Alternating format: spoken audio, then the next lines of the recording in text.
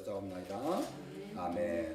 자, 창세기 5장, 6장, 7장 지난번에 설교를 막 1시간 40분씩 했어. 너무 보니까 야, 어떻게 하다 보면 그렇게 많이 했지? 3시간도 갈 판이었는데, 자, 오늘 5장은 18절서부터 이제 창세기가 우리가 읽었어요. 사실은. 그런데 여러분, 창세기 5장이 어떠한 그 족보인지 다 알고 있죠. 생명의 아들에 대한 족보, 진리가 된 자들의 족보라고 그랬어요. 그런데 여러분들이 이제 이렇게 성경을 5장을 보면 5장에 10명의 족보로 시작을 했는데 10명의 족보 중에 특별히 3명에 대해서 사설이 붙었어요. 3명이 뭐냐면 첫 번째 아담이라 그랬을 때 아담에 붙은 사설은 뭐냐면 자기의 모양 자기의 형상과 같은 아들을 낳았다 그래요. 자기의 모양 자기의 형상과 같은 아들을 낳았다는 것은 뭐예요? 이 10명의 아들이 같은 하나의 아들이라는 뜻이에요. 하나님과 동행한 하나님의 아들. 자, 또 우리가 또 여기 보면 22절부터 에녹에 대한 얘기가 나오는데 에녹이 300년을 하나님과 동행하며 자녀들을 낳았고 365세를 살았는데 에녹이 하나님과 동행하더니 하나님이 그를 데려가심으로 세상에 있지 아니었다라고 하는 그 두 번째 사설이 붙어 있고, 세 번째는 이제 라멕이 이제 아들을 낳으면서 이렇게 얘기해요. 그 이름을 노아라 하여 이르되 여호와께서 땅을 저주하심으로 수고롭게 일하는 우리를 이 아들이 아니하였다라고 하는 이 세 가지의 내용이 이 족보의 특징이에요. 자, 창세기 5장의 족보의 특징이 뭐예요? 창세기 5장의 족보의 특징은 아담을 통해서 뭐다? 그리고 에녹을 통해서 또 뭐다? 또 노아를 통해서 뭐다? 이렇게 얘기하는 거예요. 우리가 알다시피 아담은 그냥 사람이에요. 사람. 근데 어떤 사람이냐면 영적 사람이죠. 하나님의 아들이 된 사람. 자, 그러면 이 노아를 통해서 노아의 이름이 뭐예요? 안식이잖아. 안식을 주더라. 그리고 에녹을 통해서 하나님과 동행이더라. 동행하였더니. 이 아담을 통해서 이건 이제 뭐예요? 동행인데 하나의 사람이에요. 이거는 하나의 사람. 하나의 존재인 사람. 그러니까 이 아담을 통해서 이 10명은 다 같은 의미를 가지고 있는데 특별히 그 의미를 보면 하나님과 동행하는 에녹과 그리고 안식을 주는 노아가 이 10명의 족보에 해당하는 특징이라는 거예요. 다시 말해서 하나님의 아들의 족보에는 하나님과 반드시 에녹처럼 동행하고 그리고 결국은 그 수고로움으로 말미암아 안식이 주어지는 이 목적을 향해 가고 있는 족보라는 것을 기억하셔야 돼요. 다른 족보에는 이런 족보가 없어요. 예를 들어서 창세기 4장에 있는 창세기 4장의 가인의 족보에는 뭐가 있을까? 창세기 4장의 족보에는 동행과 안식이라는 것이 없어요. 반대로 뭐냐면 우리가 그 에녹이라는 창세기 4장에도 동일한 에녹이 나와요.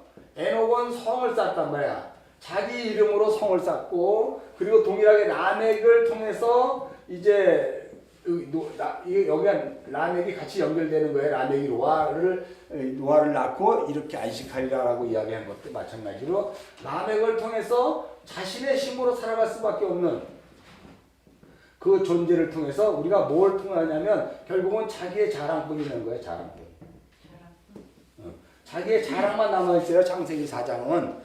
근데 창세기 5장의 족보는 자기의 자랑이 아니라 하나님과 동행했고 결국 그것으로 말미암아 주어지는 안식이 목적이다라는 것을 통해서 창세기 5장이 어떻게 하나님의 뜻이 이루어지는지 막 울려? 마이크가? 이렇게 올려놔야 되겠어. 마이크가. 그래서 여러분 창세기 5장의 족보를 이제 우리가 지난 시간에 보았어요. 그래서 이 지난 시간에는 이 5장의 족보가 어떤 의미인지를 이야기했고 오늘 이 10명의 이야기를 통해서 한 사람 한 사람이 특징으로 주어진 것이 아니라 이 10명은 모두 다 하나다 이런 뜻이에요. 여기서 아담, 셋, 에노스, 게난, 마하랄렐 뭐 이런 모든 사람들의 이름을 하나로 보는 거예요. 하나로. 그 묵상방에 할 때 십계명도 봤잖아요. 십계명 그죠? 이 십계명도 계명이 10개가 아니라 뭐다? 하나예요. 이 십계명도. 무슨 소리인지 알죠? 그러니까 하나님이 이 성경을 통해서 창세기를 통해서 우리는 하나님의 마음을 볼 수 있어야 돼요. 하나님의 마음은 항상 하나예요. 하나. 그래서 십계명으로 주어졌고 10개의 족보를 통해서 하나로 주어진 거예요. 그 하나. 그래서 우리는 하나가 무엇인지를 찾아 나가는 사람들이에요. 하나님의 마음속에 담아있는 그 하나가 뭔지를 찾아 나가는 사람인데 우리가 요한 1서쯤 가면 이 하나가 뭐라고 밝혀졌지? 하나님은 뭐다? 결국은 사랑이시다. 하나님은 사랑이다. 바로 이제 밝혀지는 거예요. 그러니까 창세기 5장의 족보는 사랑에 대한 족보고 십계명도 사랑에 대한 이야기예요. 근데 이걸 율법으로 가고 이거를 예를 들어서 문자로 보게 되면 여기에서 사랑이 나올 수가 있는 게 없어. 그런데 하나님과 동행하고 안식을 주어진 것은 어떻게 이루어지냐면 그 아들 예수 그리스도로 말미암아 주어지게 되는 것이고 역시 사랑도 그 아들의 수고로 주어지는 거예요. 십계명은 우리가 지키는 것이 아니라 그 아들에 의해서 우리가 어떻게 해요? 이 세상에 지켜진 자로 살아가는 거예요. 그게 그리스도인이에요. 근데 우리는 이걸 문자로 봐서 전부 내가 행해야 되는 걸로 가기 때문에 그래. 우리의 가장 큰 문제는 뭐냐면 나라는 존재를 잘 생각하셔야 돼요. 나라는 존재는 어떤 존재일까? 특히 사람은 어떤 존재일까? 그래서 하나님이 이제부터 사람에 대한 이야기를 하는 거예요. 창세기 5장은 사람에 대한 얘기를 한다니까. 우리의 얘기를 하는 거예요. 근데 어떤 사람이냐? 하나님의 이름이 들어있는 사람이다 이거지. 하나님의 이름이 들어있는 그 사람에 대해서 이제 하나님이 이야기를 하겠다는 겁니다. 자, 우리가 오늘 보면 자 17절까지는 지난번에 했어요. 마하랄렐 야렛까지 했고 이제 야렛은 162세 에녹을 낳았다 그러는데 에녹의 뜻이 뭐예요? 에녹의 뜻은 예를 들어서 봉헌하다, 바치다 이런 뜻이에요. 에녹의 뜻은 그리고 또 전수자라고 하는 거예요. 하나님의 이름을 전수하는 전수자다 이런 뜻이란 말이에요.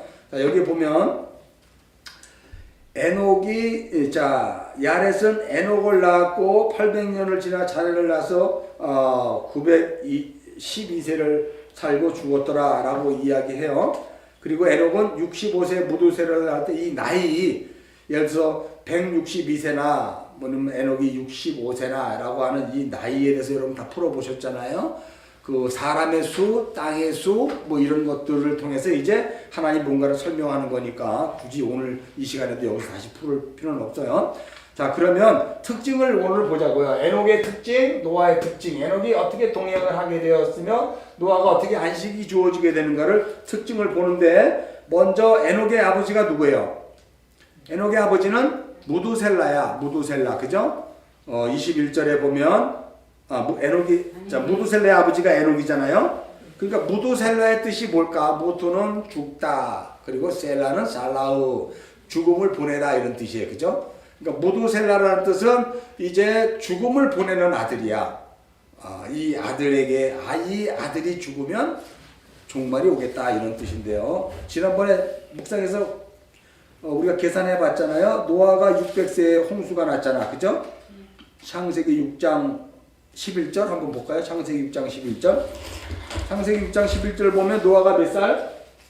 노아가 600살에 홍수가 시작했잖아. 그죠? 그러면 이제 노아의 아버지가 누구죠? 라멕. 라멕은 몇 살에 노아를 낳았어? 182세, 그죠? 182세 라멕을 낳고 또 노아는 에녹은 무두셀라를 몇 년? 무두셀라를 300년 그러니까 무두셀라가 187세 라멕을 낳구나. 무두셀라가 187세에 라멕을 낳아서 이걸 다 합치니까 9살에다가 18, 26, 79 맞나?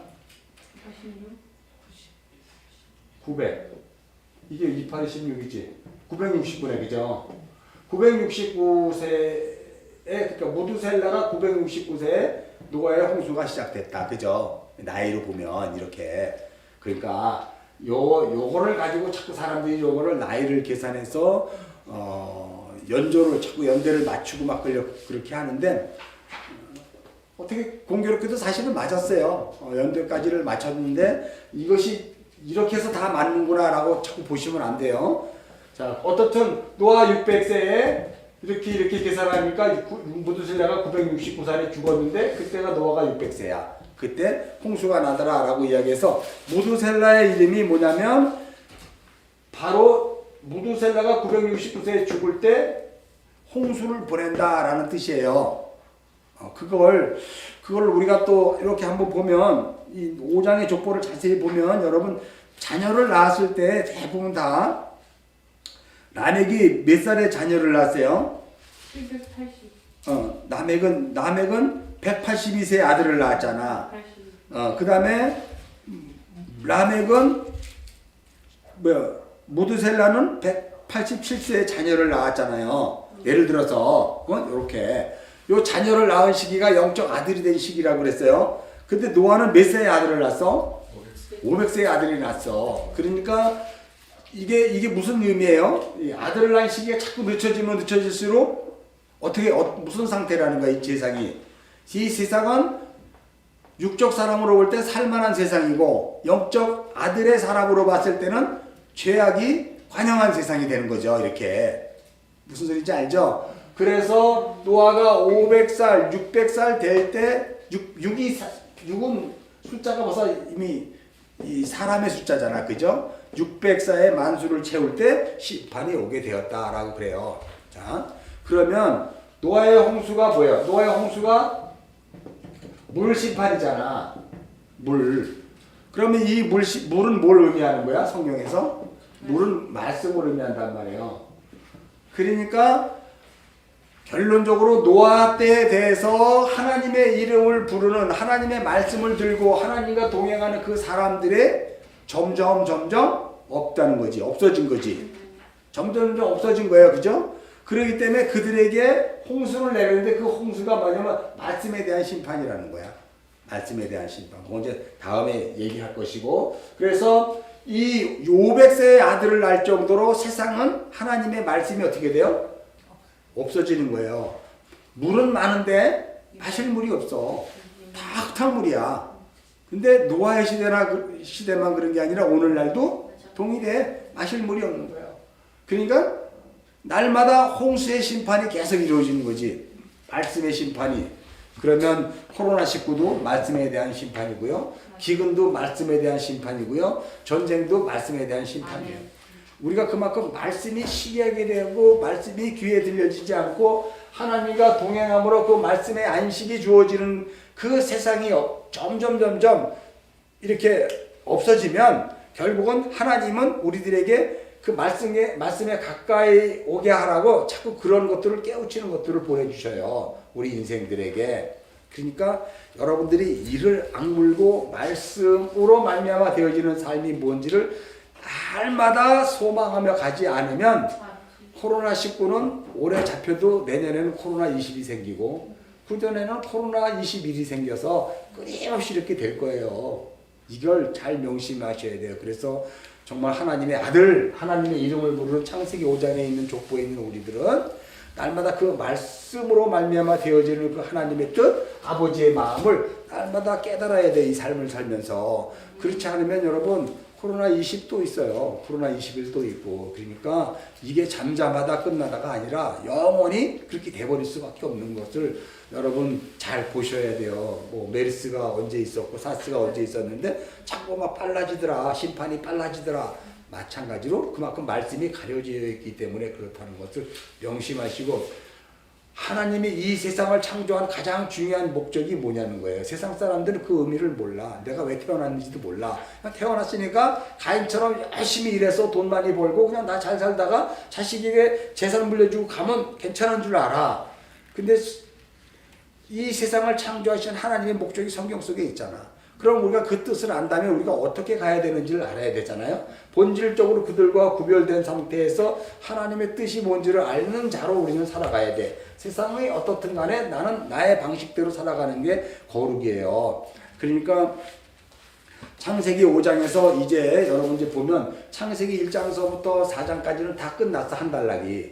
그리고 5장서부터 1장서부터 4장까지의 내용을 5장에서 하나로 압축 요약하는데 딱 두 개로 얘기하는 거예요. 세 사람을 가지고 얘기하는 거예요. 그 중에 동행과 안식에 대한 것으로 창세기 1장서부터 4장까지 얘기를 하고 있는 거예요. 그러니까 결론적으로 보면 창세기 1장이 첫째 날 창조서부터 여섯째 날 사람을 창조하고 일곱째 날 하나님이 안식으로 끝나는 거잖아. 작정 속에서. 그러므로 말미암아 창세기 첫째 날서부터 여섯째 날까지는 하나님이 동행하겠다는 것이고 뭐 하기 위해서? 일곱째 날 완성을 위해 안식하기 위해서. 그러니까 이 창세기 5장의 족보는 안식을 목적으로 한 아들의 족보예요. 마찬가지로 우리가 왜 이 땅에서 예수를 믿게 되었을까? 영원한 안식을 주기 위한 그러한 목적하에서 우리들이 그리스도인이 되는 거예요. 우리에게 가장 중요한 목적은 안식이라니까. 사밧. 왜 사밧이냐면 하나님이 안식하심으로 우리도 안식하는 그 자리에 가야 이 역사가 이렇게 딱 하나가 꿰맞춰지는 거예요. 이 역사가 우리가 눈에 보이고 우리가 살고 있는 이 역사가 종말이 있을 때는 여기 안식이 주어질 때 그리고 새하늘과 새 땅에서 이미 완성되어 있는 그 안식과 이 안식이 역사 안식이 하나가 되었을 때 여기가 끝나는 거예요. 이 안식이. 근데 놀랍게도 이 안식은 어떻게 해서 하나로 끝나냐는 거야. 심판으로 말미암아 하나로 끝나는 거예요. 그러니까 어떻게 보면 우리가 좀 애매하지만 하나님이 이 땅에 없애버릴 걸 심판해서 없애버릴 걸 왜 만들었냐는 거지. 우리가 볼 때는 안식을 줄 것 같으면 하나님이 스스로 해서 그 안식을 주셔서 새하늘과 새 땅에 우리를 그 삶에서 하나 되게 하는 것으로 가면 좋은데 그런 것을 없는 상태에서 왜 이 역사를 살게 하고 그래서 이렇게 하나님과 걷게 하시냐는 거지. 자기 힘으로 걷는 사람들과 하나님과 걷는 사람들이 이 역사에는 지금도 여전히 동행하고 있는 거고 우리 역시 마찬가지로 내 힘으로 걷고 있는 자인지 하나님과 동행하는 자인지를 날마다 삶 속에서 뭘 보냐면 내 힘이 빼앗기는 것이 하나님과 동행하는 것이고 내 힘이 하나도 빼앗기지 않은 채 그 삶을 살아갈 때는 하나님과 관계없는 삶이에요. 너무 뚜렷하거든. 너무 뚜렷해.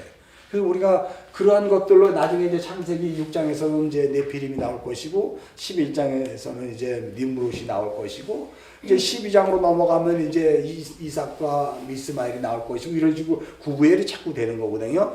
오늘 역시 마찬가지로 이렇게 구별되는 게 그러니까 여러분의 삶이 빼앗기는 삶이 있는가 한번 확인해 봐야 된다니까.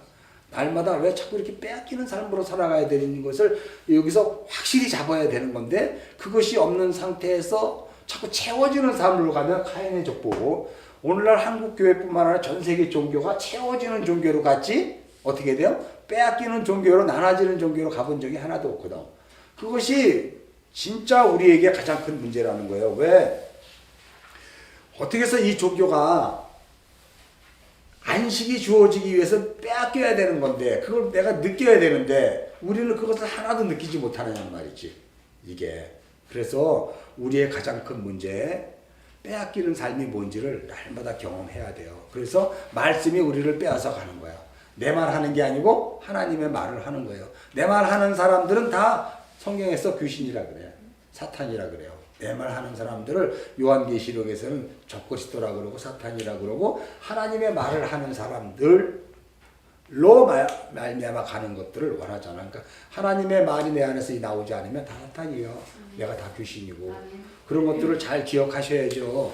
여태까지 우리가 이원화된 예수 믿는 것이 뭔지를 자꾸 이 인본주의적인 발상으로 생각했기 때문에 전부 다 사탄이 나와 관계없는 존재, 영적인 다른 존재라고 이야기할 수도 있는데 그렇지 않아요. 하나님의 말을 하지 않는 사람이 다 사탄이고 귀신인 거 명심하시기 바랍니다. 그래서 무두셀라를 통해서 이제 심판이 주어진다.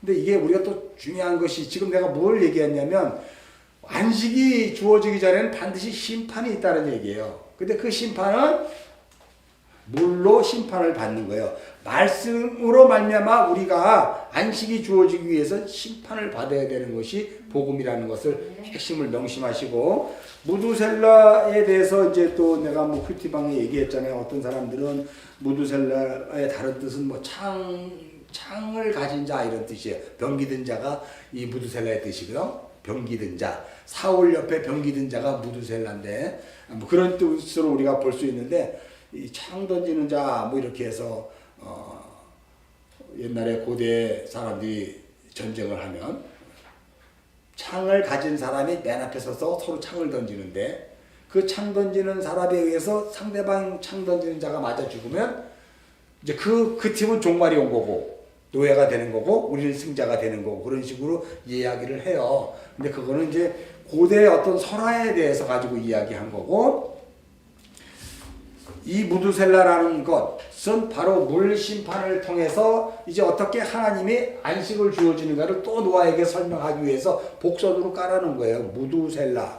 자, 그러면 여러분 여기에서 무두셀라를 낳고 300년을 동행한 그 에녹을 통해서, 에녹과 무두셀라를 통해서, 에녹이 동행한 것과 무두셀라를 통해서 물 심판이 주어지게 되는 것들은 같은 의미로 보셔야 돼요. 이해가 가려는가 모르겠네. 지금 먼저 그러려면 에녹의 삶을 살펴봐야 돼. 22절에 보면 무두셀라를 낳은 후 300년을 하나님과 동행하며 자녀를 낳았고 그럼 365세를 살았더라 그래요.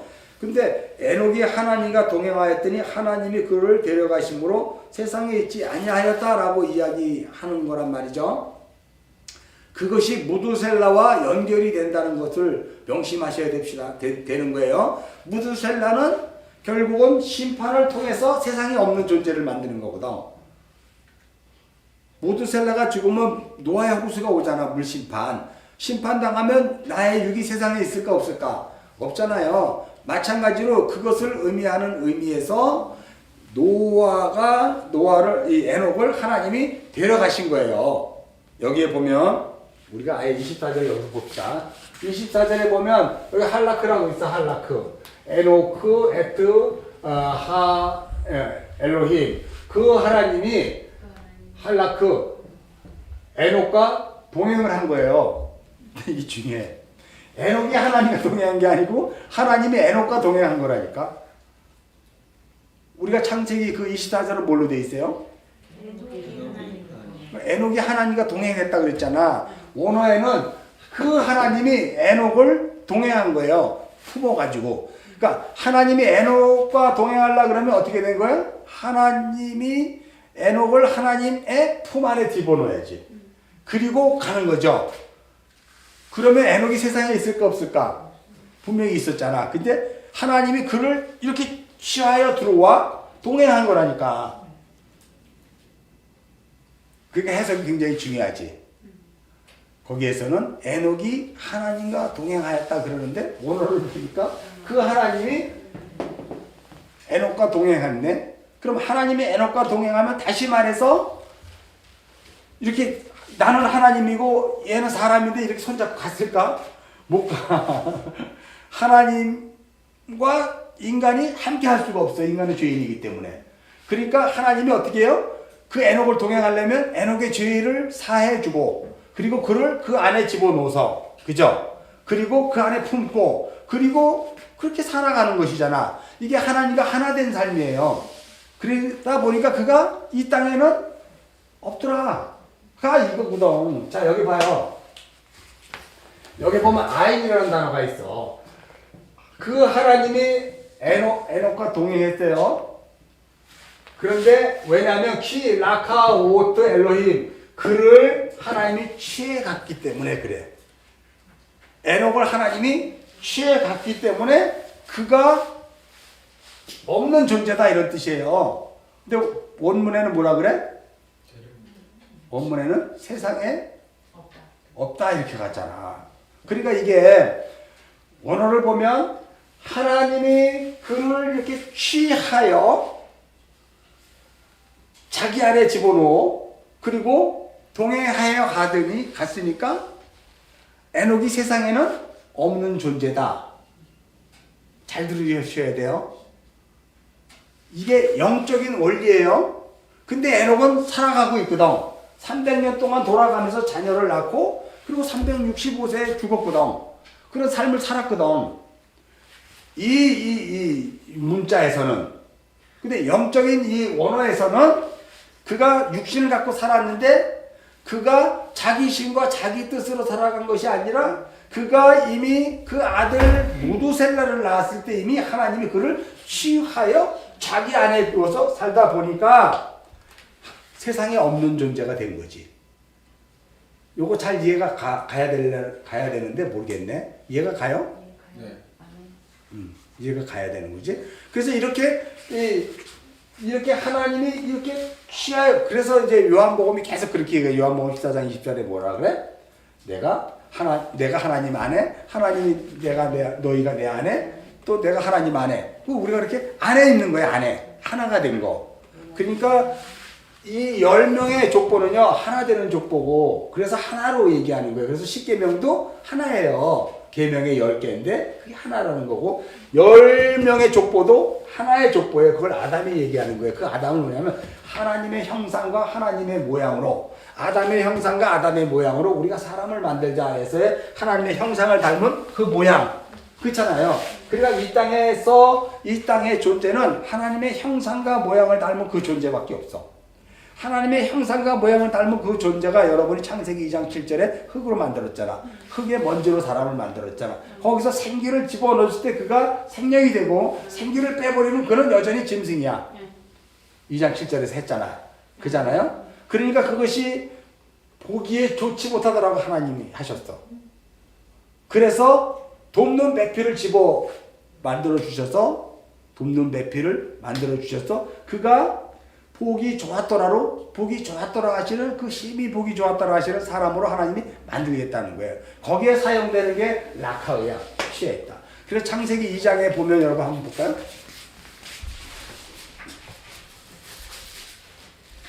창세기 2장, 5장이나 6장이나 7장이나 다 창세기 1, 2, 3장 안에 있는 내용을 하나님이 근거로 자꾸 설명을 하시는 거예요. 여기에 21절 한번 읽겠습니다. 창세기 2장 21절 시작. 여호와 하나님이 아담을 깊이 잠들게 하시니 잠들매 그가 갈빗대 하나를 취하고, 여기 취하다라는 게 라카의야. 무슨 소리인지 알죠? 이렇게 딱 취한 거예요. 뭘 취했는지 잘 봐봐요. 뭘 취했어요? 갈빗대. 다음 22절 읽겠습니다. 시작. 여호와 하나님이 아담에게 취하신 그 갈빗대로. 자, 그러면 그 아담에게서 취하신 그 갈빗대잖아. 여기서 또 취한 거예요. 그 갈빗대. 그러니까 이 갈빗대로 뭘 만들었다고요? 여자를 만들었어요. 갈빗대로 여자를 만들었어. 그러니까 흙의 사람으로 만들었는데 생명이 들어갈 땐 사람이죠. 생명이 들어갔지 않을 때 짐승인데 이제 나의 갈빗대를 취해서 그거를 여자를 만들었단 말이에요. 여자가 교회잖아. 그죠? 이제 교회를 우리가 아니까 그 자만 생명이야. 그래서 그를 어떻게 하냐면 여기에 보면 그를 아담에게로 끌고 왔잖아요. 22절 읽는 거예요. 그 아담은 하아담이야. 그리스도 예수. 그 예수에게 끌고 왔잖아요. 그러니까 예수님이 뭐라고 얘기해요?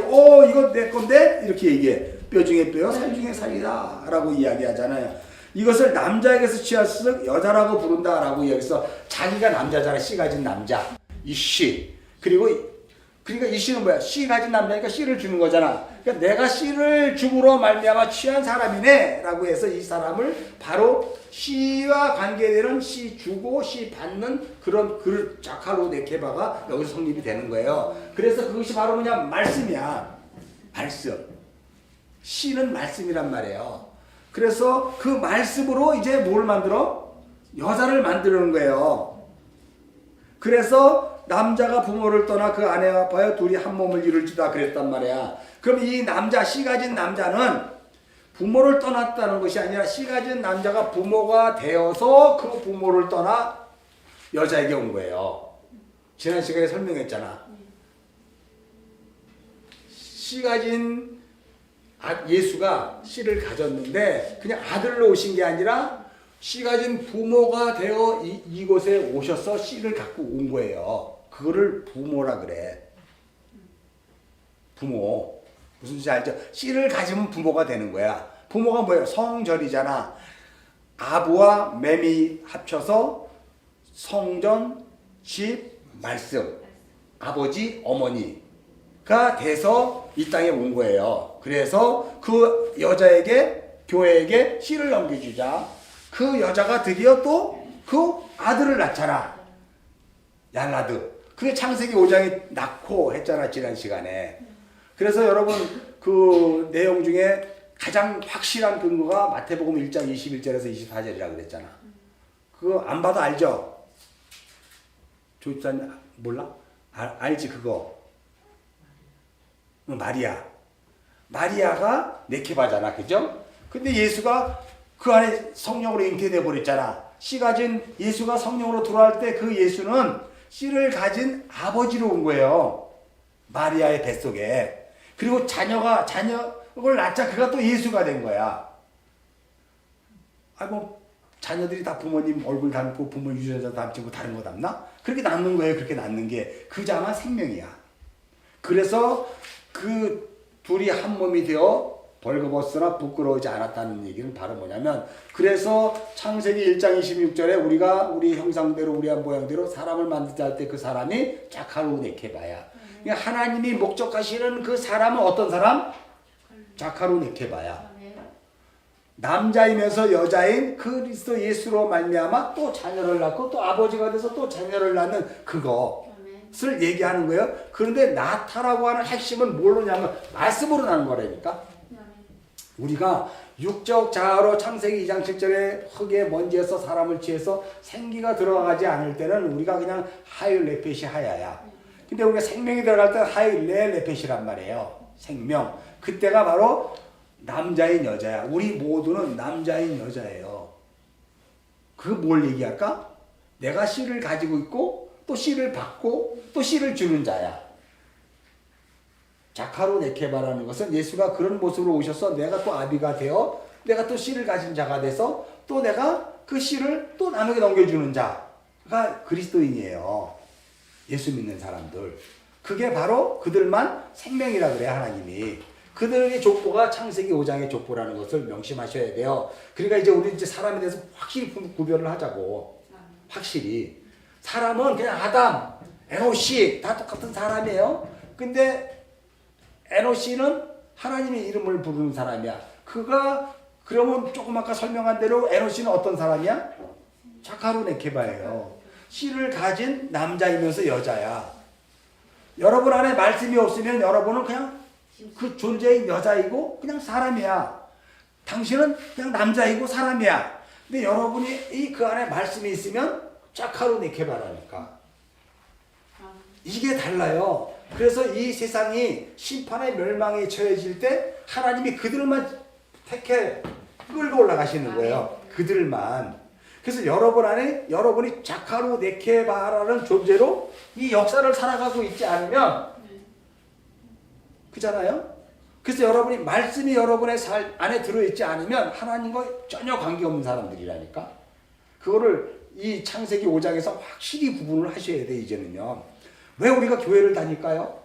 그냥 다른 사람들이 다니는 것처럼 똑같이 다녀서는 아무 의미가 없어요. 그거는 내 그냥 어떤 그런 뭐랄까 자기 만족뿐만 아니라 그냥 위로와 안위잖아. 여기에 보면 창세기 29절에 보면 노아가 그 수고로 말미암아 안위한다는데 무슨 수고냐면 하나님이 이미 율법으로 저주를 해보셨어.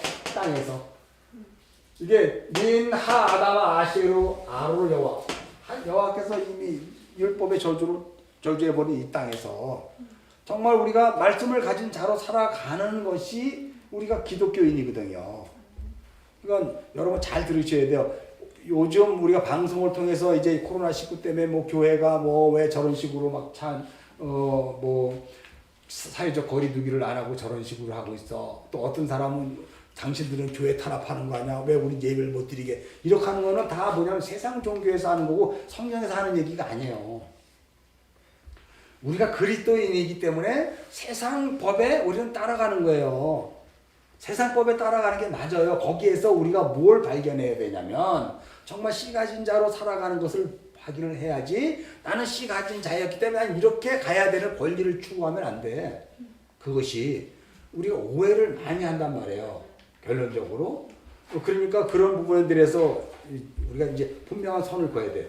교회는 씨를 가진 자는 어디에 목적을 두고 어디를 관심을 두고 가야 되는가를 봐야 된다면 우리가 하늘을 목적을 하고 간다고 이야기하지만 이 세상에 담고 있는 존재에서는 우리는 씨를 넘겨주는 자기 때문에 이거 내가 갖고만 갈 수 없기 때문에 넘겨주려면 어떻게 해야 되는지 여러분 스스로 잘 아셔야 돼. 세상이라는 법칙이 죄악된 관영된 곳에서 씨 가진 자로 들어가야 되잖아. 그럼 그들과 하나로 어울려줘야 돼요. 근데 구별되는 거거든. 근데 안 섞이면서 달라지는 거거든 이게. 이게 뭐냐면요. 조개가 진주가 되려면 모래가 들어가잖아. 진주의 살에 모래 하나가 딸랑 들어간 거야. 모래는 누구야? 모래는 그리스도인들이에요. 그리고 진주, 그 보석을 꿈꾸며 살아가는 그 세상 속에 모래로 들어가서 거기를 어떻게 해요? 구별되게 만들더니 그 모래가 진주가 되는 거잖아요. 그게 그리스도인이 세상을 향한 삶이라니까. 전혀 다른 삶이 아니라 그래서 우리는 그렇게 말씀의 씨 가진 자로 세상 모든 사람들과 함께 어울려 사는데 그들이 괴로운 거지. 내가 모래기 때문에. 그렇다고 내가 뭐 따지고 뭐 그냥 뭐 이렇게 한 게 아니라 그냥 내 사는 삶과 그들의 삶이 다르기 때문에 부딪혀지지 않은데 내칠 수는 없고 한 안에 들어가 있으니까. 그래서 이게 힘든 거죠. 그러면서 그게 진주가 돼버리는 거잖아요. 그리스도인의 삶이 세상을 향한 하나님의 뜻이 그렇게 살아간다는 것을 명심하셔야 돼. 그래서 우리가 뭐 주일날 예배를 못 드리게 하면 종교 탄압이다 그러면 그거는 쉽게 얘기해서 무신론자들이 하는 소리예요. 내가 또 이렇게 얘기하면 너만 예수 믿냐 그러는데 진짜 무신론자들이 하는 거예요. 복음을 모르는 자들이 하는 거예요. 얘기했잖아요. 씨를 가진 자는 모여서 우리끼리 이렇게 이렇게 하는 거는 씨 가진 자는 그렇게 할 수가 없어. 그잖아요. 씨 가진 자를 하나님이 늘 취해서 자기 안에 집어넣듯이 우리도 취해서 글로 던진다니까요. 그래서 샬라으라 그러잖아. 구약에 보내는 거예요. 예수님이 이 땅에 보냈던 것처럼 씨 가진 자로 이 땅에 오셨던 것처럼 우리도 씨를 품고 자카로운에 개발해서 그 세상에 하나님 보낸다니까. 그게 사도 바울의 일이잖아. 선교고 전도잖아요. 그게. 그래서 사도 바울이 뭘 했냐고 잘 보란 말이에요. 그 삶을 살아냈더니 거기에서 교회가 생겨나더라. 우리가 보았잖아. 사도행전이 그 얘기하는 거잖아요. 마찬가지로 여러분 우리가 본질을 오해하면 안 돼요. 교회는 이렇게 모여서 예배드리고 찬양하는 건 물론 어떤 의미에서 우리에게 좋죠. 그죠? 그러나 그것을 통해서 우리가 무엇을 보는가가 중요해. 참다운 생명의 말씀으로 내가 말씀이 자꾸 이렇게 엎떨어지고 나가서 없어지는 가운데서 그 말씀이 다시 채워줌으로 날 새물을 자꾸 다 이렇게 담아줌으로 인해서 내가 또 그 삶을 이렇게 하려고 생수로 살아가는 자인가 아니면 생수 없이도 나는 되는 자인가를 보셔야 되는 게 우리 이 삶의 목적이거든. 그러니까 예배 때 이렇게 보면 생명의 말씀이 내가 이렇게 막 생수가 막 뿜어질 때 정말 살아있는 것을 느낄까 아니면 그 생수가 뿜어지는데도 불구하고 여전히 졸릴까? 그걸 잘 보셔야 된다니까. 여전히 졸리면 나는 세상을 더 목적으로 했구나. 이번 주는 세상을 목적으로 해서 살았구나. 그렇게 되는 거예요, 여러분. 그래서 우리가 그 균형을 잡기를 참 어려운데 복음의 본질을 잘 이해하면 우리가 세상의 모래와 같은 존재로 그렇게 들어가는 것이지 세상과 구별돼서 이렇게 모여서 예배드리는 것만 하나님을 찬양하는 거라고 그러면 안 돼요. 그거는 무신론자들이 하는 거라고 분명히 이제 알았어요. 뭐 안 와도 상관은 없어. 안 와도. 그리고 모일 필요도 없어. 그러나 모여야 될 이유는 있어. 그냥 우리가 가루가 돼야 되잖아. 세상 사람들과 가루가 안 되는데 여기서라도 가루가 돼야 되잖아. 그래야 부서져야 되니까. 자, 그래서 우리가 이제 다시 한번 여기서 보면 노아의 얘기야. 에녹의 얘기를 이제 보면 세상에 그가 있지 아니하였다라는 것은 바로 뭐예요? 그 의미를 분명히 이해했죠. 대부분 보면 사람들이 에녹이 승천했다 그래가지고 산채로 승천했대. 그래갖고 막 거기에 막 문자로 보면 그렇잖아. 근데 원어로 보니까 아니네 전혀. 그러니까 이 창세기 5장의 족보는 다 뭐냐면 그런 식으로 얘기하면 승천한 사람들의 족보야. 쉽게 세상으로부터 승천한 사람들의 족보야. 다 이게 특징이라니까. 에녹만 그런 게 아니고 에녹을 통해서 10명이 다 그런 자들이라는 것을 얘기하고 노아를 통해서 10명이 그런 자들이라는 걸 얘기하고 아담을 통해서 10명이 그런 자들이라는 것이고 그 열이 우리예요. 그것을 하나로 하나님 쳐주는 거란 말이에요. 그죠? 그러니까 얘만 그렇대, 에녹만 그렇대, 노아만 그렇대가 아니라 노아가 나고 에녹이 나라는 것을 잘 기억을 하셔야 되는 거예요. 그래서 세상에 있지 아니하였다. 그것은 하나님이 취하여 하나님이 동행했기 때문에 없는 거예요. 그거를 우리가 이제 여기 내가 또 하나 적어놨는데 여기 있다. 2장 15절을 내가 이렇게 적어놨잖아요. 2장 15절 한번 읽을까? 2장 15, 창세기 2장 15절. 네. 자, 시작. 여호와 하나님이 그 사람을 이끌어 에덴 동산에 두어 그것을 동작하면 지키시고. 자, 거기에 봐봐요. 여호와 하나님이 사람을 어디다가 이끌어 두었대? 에덴 동산에. 바로 이게 그거야. 취하였다. 하나님이 그 사람을 지은 그 사람을 끌어서 에덴 동산 여기 보면 배간 에덴이야. 맨 처음에 하나님이 그 사람을 창세기 2장 7절, 6절 뭐 이런 쪽으로 보면 하나님이 배 에덴 간 이렇게 돼 있어요. 그거는 에덴 동산 이렇게 얘기하는데 이거는 그 배강이야. 동산 안에 있는 그 기쁨. 그러니까 그 동산이라는 성전 안에 하나님께서 어떻게 해요? 그 사람을 이끌어 들인 거야. 그 성전은 원래 하나님의 성전이거든. 에덴 동산. 그 동산으로 이렇게 끌어들인 거야, 말이야. 그래서 2장 15절에서 이것을 이렇게 하고 이것을 이제 창세기 5장 24절에서 에녹에서 이거를 이렇게 붙여주는 거예요. 그래서 에녹이 갑자기 하늘로 승천했다가 아니라 하나님이 그 창세기 2장 15절에서 그 사람을 에덴 동산 안으로 이끌어 들여온 것과 에녹이 그래서 더 이상 없는 존재가 되었다라고 하는 것을 같이 보셔야 되는 거예요. 그래서 창세기 5장 24절에 에녹은 세상에서 더 이상 짓지 않았다 해서 육신으로 승천했다고 보면 안 되는 거예요, 여러분. 그래서 여러분 또 같이 여러분이 오해하고 있는 사람 중에 하나가 엘리야잖아. 그래서 엘리야도 여러분이 한번 볼 필요는 있어. 열왕기하 2장이야. 엘리야도 승천했다 그러잖아. 열왕기하 2장을 한번 가봅시다.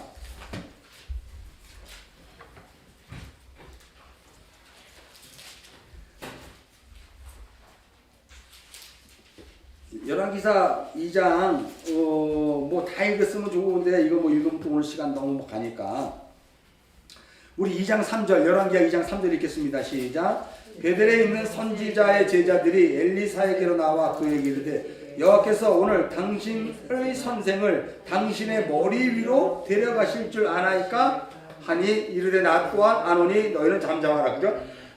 여기 보면 당신의 선생 엘리야를 당신의 머리 위로 데려간다네. 그죠? 머리가 롯이에요. 롯이 예수 그리스도의 머리로 말미암아 하나님의 아들을 만드는 거죠.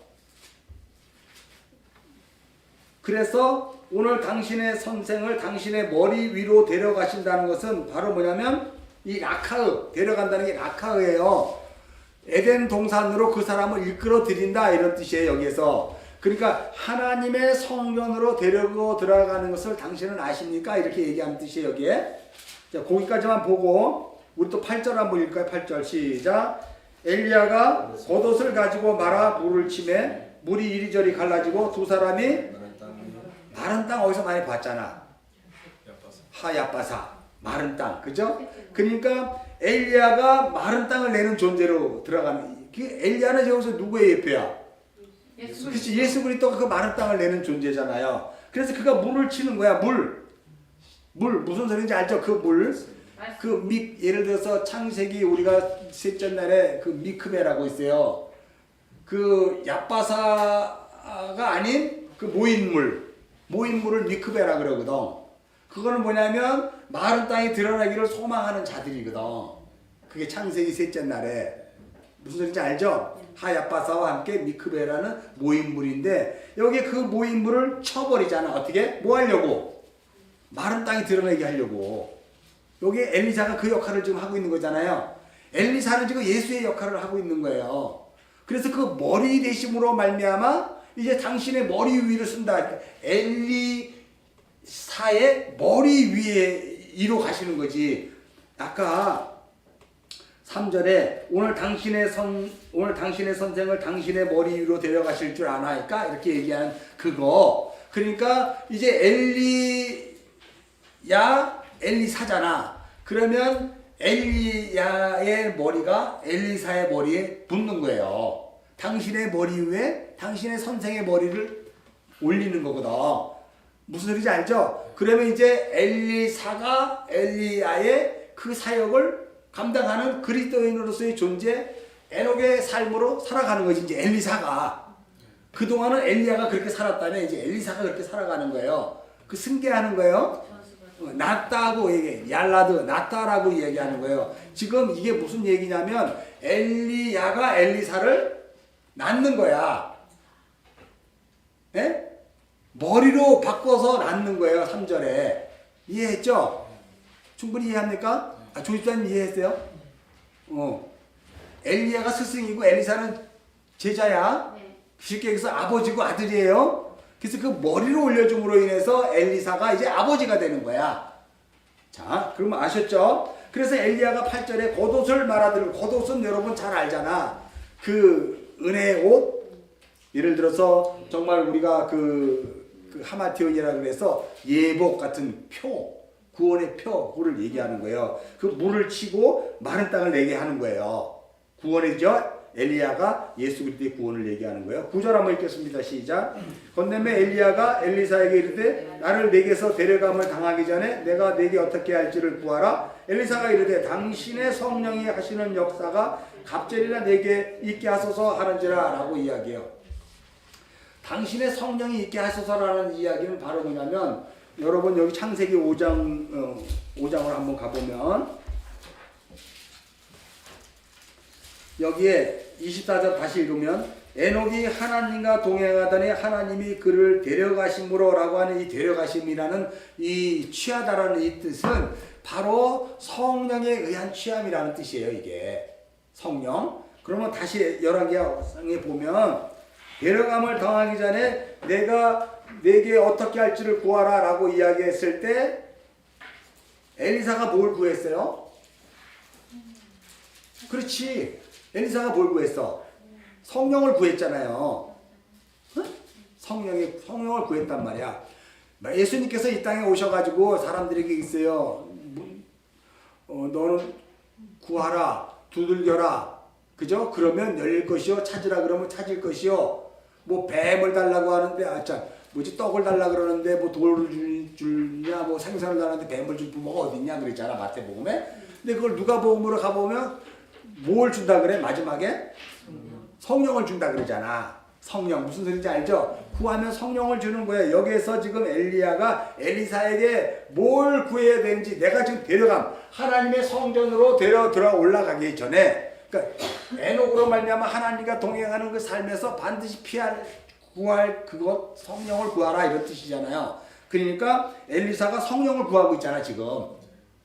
여기에서 그래서 10절에 얘기 10절 한번 읽겠습니다. 시작. 이르되 내가 어려운 일을 구하는도다. 그러나 나를 내게 데려가는 것을 내가 보면 그 일이 내게 이루어지니라. 그렇지 않으면 이루어지. 그러니까 결국 엘리야가 없어지면 엘리사야가 그 사역을 하는 것이고 성령을 받은 게 되는 거지.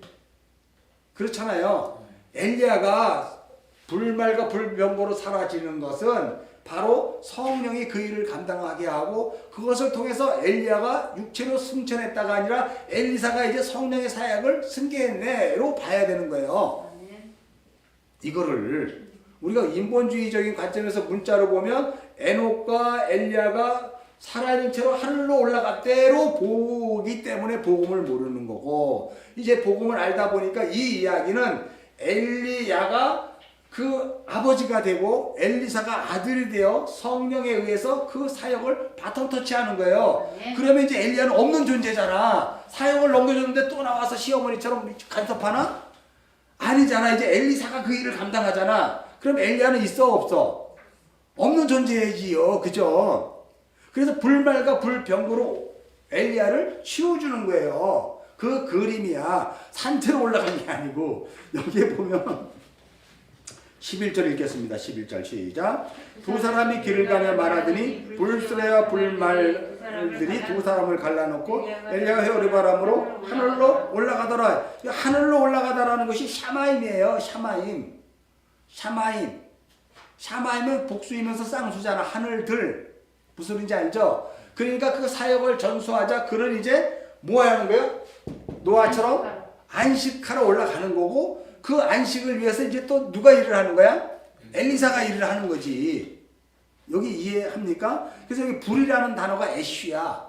애쉬라는 단어는 다른 말로 로시와 비슷해. 로시는 머리고 애쉬는 불이야. 불을 던지러 왔다 그랬잖아요. 그것은 뭐냐, 머리를 던져주기 위해서 불을 먼저 던지시는 것이거든, 하나님이. 창세기 언어로 보면. 그래서 이 불은 우리가 이제 하나만 봐더라도 창세기 15장 가면 횃불 언약이 있어. 횃불 언약. 이 불은 하나님의 언약을 얘기하는 거예요. 불. 그래서 그 불에 의해서 하나님이 이제 이 엘리야와 엘리사가 갈라지는 거야. 그 언약에 의해서 갈라지는 거예요.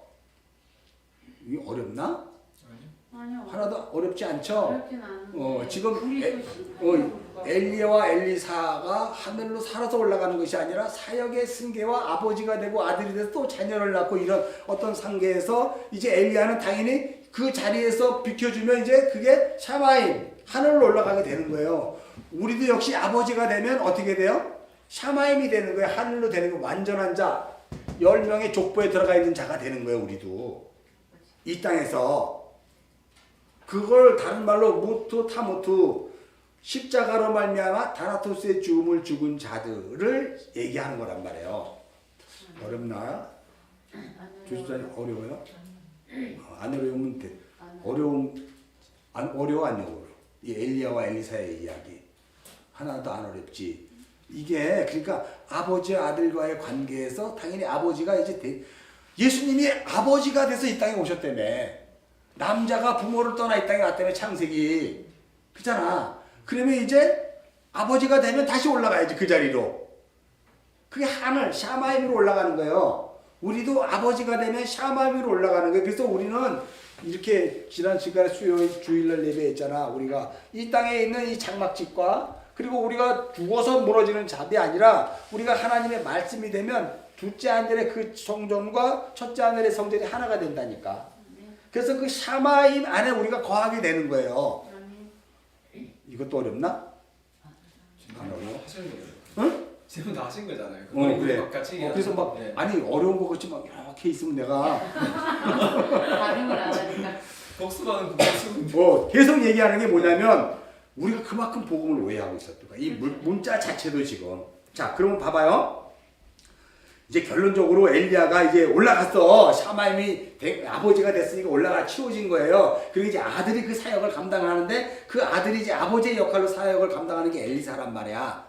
자, 그런데 엘리사의 또 아들들이 있어요. 여기에 보면 누구냐면은요. 15절 한번 읽겠습니다. 시작. 맞은편 여리고에 있는 선지자의 제자들이 그를 보며 말하기를 엘리야의 성령이 하시는 역사가 엘리사 위에 머물러. 엘리사의 위, 엘리사의 머리가 되었다 이런 뜻이에요. 이게 아까 3절에 그 머리, 그 머리가 되었다. 그에게로 나가 땅에 엎드려 그에게 경배하고 그에게 이르되 16절 당신의 종들에게 용감한 사람 50명이 있으니 청하건대 그들이 가서 당신의 주인을 찾게 하소서. 염려하건대 여호와의 성령이 그를 들고 가다가 어느 산에나 어느 골짜기에 던졌을까 하나이다 하니라. 엘리사가 이르되, 그러니까 이 자들은 맞은편에 여리고에 있는 선지자들 제자들은 엘리사의 제자들이잖아. 이제 엘리사가 아버지가 되었을 때 말씀 가진 자. 그러다 보니까 이제 그 제자들 아들들이 또 여기 나오잖아. 그러니까 그들이 자기가 보아했던 당신의 스승, 당신의 아버지 엘리야가 지금 하늘로 올라간 것 같은데 어딘가 찾을 수 있을까? 한번 우리 건강한 사람 50명이 있으니까 그들을 보내서 한번 엘리야의 시체라도 한번 찾게 해주셔 라고 이야기하는 거예요. 그러니까 엘리사가 뭐라 그래? 가지 말라. 그건 그런 뜻 아니다 라고 얘기하는 거예요. 근데 17절 읽겠습니다. 시작. 우리가 그를 두려워하도록 가르치면 은혜가 그러니까 이거는 발견할 수가 없는 거예요. 이 내용이 바로 뭐냐면 여러분이 그렇게 오해했던 창세기 5장 24절로 다시 가요. 자, 읽겠습니다. 시작. 에노님이 하나님과 동행하더니 하나님이 그를 데려가심으로 요 세상에 있지 아니하였더라. 요거야. 찾을 수가 없는 거예요. 요 내용 그죠? 사흘 동안 찾되 발견하지 못하고가 바로 창세기 5장 24절에 데려가심으로 세상에 있지 아니었다. 이 의미라는 단어예요. 없다. 없는 존재다. 이런 존재예요. 이걸 다른 말로 나띵의 존재예요. 세상에서는 더 이상 그 힘을 쓰는 자가 아니라는 거예요. 그가 힘을 쓰는 게 아니고 성령이 그 띠를 띄어서 그 삶을 살아주는 거지. 이게 바로 사도 바울이 복음 전했던 사역이었고 여러분의 그 사역이고, 그러면 여러분은 아버지가 된 거예요. 말씀이 되면 엘리야가 된 거예요. 그리고 여러분이 그 일을 감당할 때 엘리사로 사역을 하는 거예요. 이것도 어려워요? 안 어렵지? 내가 예수를 믿는 사람인데 내가 아버지가 돼 있네. 씨 가진 자잖아. 자칼이잖아. 근데 여러분이 저기 내 케바가 있는데 씨를 줘야 되네. 그리고 씨를 줄 때는 아들로 역할을 하는 거라니까. 무슨 말인지 알죠? 그래서 예수 그리스도가 아들로 오셔서 아들로 사역하시는 거야. 뭘? 씨를 담겨주는 거잖아. 그게 예수님의 구원 사역이잖아요. 그렇지만 그 예수님 안에는 아버지가 있을까 없을까? 있지. 아버지가 되니까 씨를 생산하는 거니까 우리도 동일한 그 삶을 살아가는 것이고, 에녹도 그 삶이고 엘리야도 그 삶이에요. 그것을 육신으로 승천한 게 아니라는 것을 내가 이렇게 자꾸 장황하게 얘기해 주는 거야. 너무 안타까우니까. 무슨 소리인지 알죠? 네. 그래. 그게 창세기 2장 15절에 근거를 해서 그렇게 되다 보니까 엘리야가 그거를 그림으로 설명해 주는 거야. 잘 보세요, 여러분. 에녹이 승천을 5장 24절에 딱 하나로 딱 해버렸어. 근데 이것을 근거로 찾으려니까 2장 15절에 창세기. 이것조차도 우리가 추론이라고 얘기할 수 있는데, 이거를 역사 속에서 하나님이 실제 이 이야기를 엘리야를 통해서 펼쳐주셨네. 이거를. 그렇잖아요. 펼쳐주다 보니까 이게 그런 사역이구나를 우리가 이제 알게 된 거지. 이게 실제 역사에 드러났던 삶이니까 그것을 실제 승천한 걸로 보면 안 돼. 둘째 하늘과 첫째 하늘이 하나가 되어 엘리야가 아버지가 된 거예요. 그는 이제 첫째 하늘로 살던 그가 이제 둘째 하늘이 그와 함께 사는 삶이 된 거예요. 그게 에녹의 동행이란 말이에요. 하나님과의 동행. 우리도 그 삶을 살아가는 거예요. 어떤 때는 예수를 믿는다고 할 때는 둘째 하늘이 보인 것 같아. 하나님이 응답하는 것 같고, 하나님 손을 잡고 뭔가 삶을 살아내고 뭔가 계획을 세우고 뭔가 열심히 뭔가 되는 것 같은데, 어떤 때는 나 혼자 있는 것 같아. 그게 첫째 하늘이 있는 나잖아. 근데 어느 쯤인가 둘째 하늘이 열려서 그 하나님과 내가 동행하고 있는 걸 느껴. 이 삶에서. 그걸 경험해야 되는 거예요. 그게 엘리야와 에녹이고, 그것이 엘리사고, 엘리야의 이런 세상에 더 이상 있지 않은 하나님 안으로 들어간 사역이라니까. 그러니까 24절이 에녹이 하나님과 동행하였다는 것은 하나님이 에녹을 동행한 거지. 그를 취해서 하나님 스스로 하나님이 에녹을 집어넣고 동행한 거예요. 그게 여러분이라니까. 그래서 여러분은 여러분의 자신으로 살지 않고 그리스도 예수로 사는 거라고 자꾸 얘기하는 거예요. 그를 예수로 인해서 내가 죽고 예수로 내가 사는 자라 그러는 거예요. 그거를 성경이. 이해하시죠? 네. 자, 그러면 이제 우리가 이제 에녹에 대해서는 이제 요 정도면 뭐 충분히 될 것 같아요. 자, 그러면 이제 25절로 쭉 넘어가서 다른 거 볼 거 없고 우리가 노아에 대해서 이제 한번 봅시다. 여기에 보면 이름을 노아라 하여 이르되 29절이에요. 이름을 노아라 이르되 여호와께서 땅을 저주하심으로 수고롭게 일하는 우리를 이 아들이 아니하리라 하였더라 라고 이야기하죠. 요걸로 또 한 절을 딱 얘기해서 아니하는 것을 얘기해. 그 29절이 여기 보면 와야카라 에트 쉔 노아흐, 그러니까 노아흐라는 이름을 주었는데 이 노아의 이름이 안식이고 그리고 쉼이고, 그죠? 그런 것을 의미하는 그 이름이란 말이에요. 그 레 아마르라고 이야기하는데, 이게 보면 여기에 보면 나함이라는 단어, 이게 나함이거든. 이게 나함인데 여기에 이제 한마가 붙어가지고 이제 위로자 또 뭐예요 이게? 아니하는 자 이렇게 돼요. 네 한마가 붙으면 이게 신약에서 뭘로 나오냐면, 신약의 위로자가 누구지? 그럼 어떻게 알았어? 야, 이 당이 알아? 보혜사야. 아까 엘리사가 뭘 구했어? 성령의 능력을 갑절로 구했잖아요. 바로 이게 그 뜻이야. 내함. 나함의 그 피해령이야. 이 피해령인데 이게 내함 나가 되면 위로자 보혜사가 되는 거예요. 그러므로 이 쉼은 보혜사에 의해서 성령에 의해서 노아에게 쉼이 만들어지는 거지. 아멘. 여러분이 노아잖아요. 그러면 여러분에 의해서 안식을 만들어내는데 내가 만들어낸 것이 아니라 성령이 내가 만들어준 걸로 인정해 주는 거예요. 이 역사에서. 아멘. 난 한 것도 없는데요. 말씀의 주체가 내가 말씀의 주체로 살아가면 성령이 그 일을 한 거를 나에게 인정을 해준다니까. 내가 공로가 아니라. 여기에 그래서 내함이에요. 그리고 미아 여기 일이라 그러잖아. 미아세라고 얘기하는데 여기 미아세 맨 요거 전지사하고 미아세예요. 그래서 요거 일이라 그러고 여기에 2차 뭐냐 수고 손으로 야대 그러니까 손으로 한 수고의 그 일을 성령이 그 일을 감당하게 되는 거예요. 왜 그것을 성령이 감당하냐면 여기에 보면 민하 아다마 아셰루 아루루 여호와 하나님이 그 땅을 저주했기 때문에 그래. 하나님이 저주한 그 땅이 바로 뭐예요? 이 세상이잖아. 이 세상은 율법의 세상이고요. 비진리의 세상이에요. 이 율법과 비진리의 세상에서 온전한 아들로 씨가 뿌려지기 위해서는 우리로서는 아무것도 할 수 없어. 그래서 네함마 그 위로자가 등장하는 거예요. 아까 읽었잖아. 창세기 2장에서 우리가 쭉 읽을 때 그 갈빗대 하나를 취하여 그게 엣제르 케고네도야. 보혜사잖아. 그죠? 보혜사에 의해서 여자와 한 몸이 되는 거잖아. 동일하게 이것도 그 이야기를 다시 반복하고 있는 거네. 29절이 창세기 2장 아까 우리가 읽은 거 둘이 부모를 떠나 아내가 되고 이제 부끄러워하지 않았다는 그 대목이 바로 이 99절을 다시 또 설명을 하고 있는 거라니까요. 이 29절의 내용이. 그래서 율법의 저주로부터 이 아들이 안위하게 되었다라고 하는 노아. 그것이 이제 예수님으로 보면 로마서 3장으로 한번 가면 로마서 3장으로 한번 가봅시다.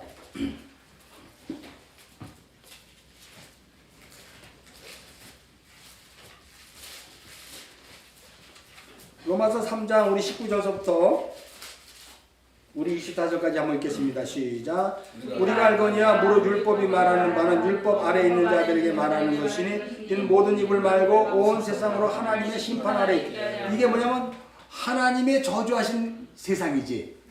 하나님이 이 세상을 저주하신 요 창세기 29장의 언어로 여러분 생각하고 이걸 읽으셔야 돼요. 무슨 소리인지 알죠?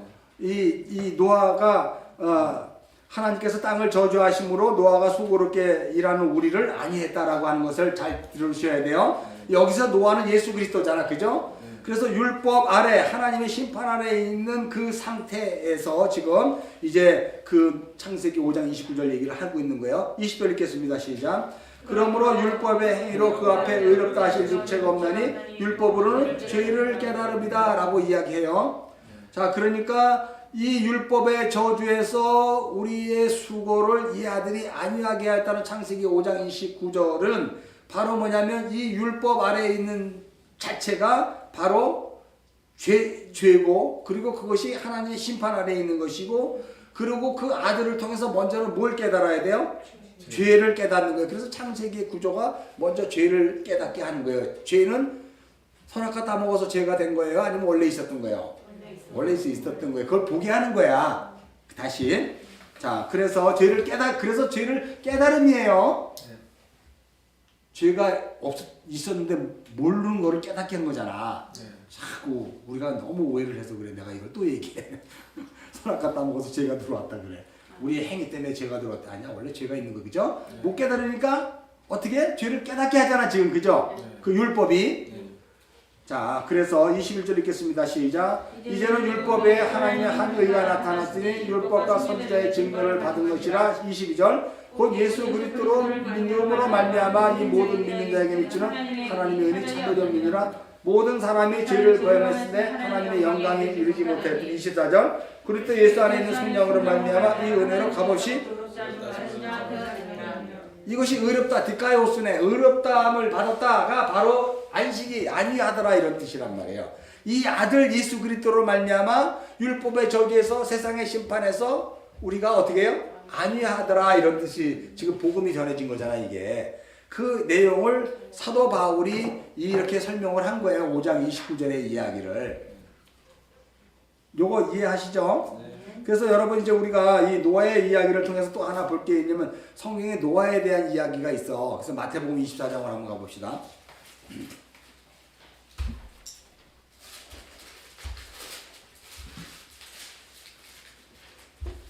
마태복음 24장에 보면은 마지막 그 24장이 뭐예요? 심판에 대한 내용인데 우리가 무화과 나무에서 배울 교훈에 대한 이야기인데 뭐 앞에 건 보지 말고 37절부터 한번 봅시다. 시작. 노아의 때에 같이 인자의 임함도 그러하리라 라고 이야기해요.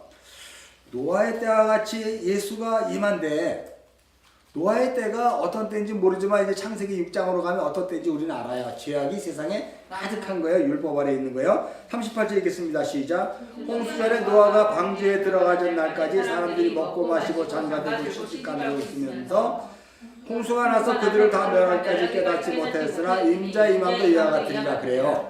자, 먹고 마시고 장가들고 시집가는 게 왜 나쁠까? 사람들이 다 그렇게 사는 게 당연한 거 아니에요?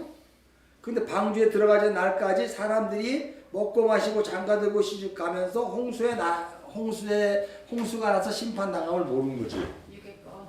그것을 깨닫지 못하는 거죠. 자, 근데 더 중요한 말이 있어. 인자의 임함도 이와 같을 것이라고 이야기하면서 뭘 얘기하냐면 40절에 이런 얘기. 40절 한번 읽겠습니다. 시작.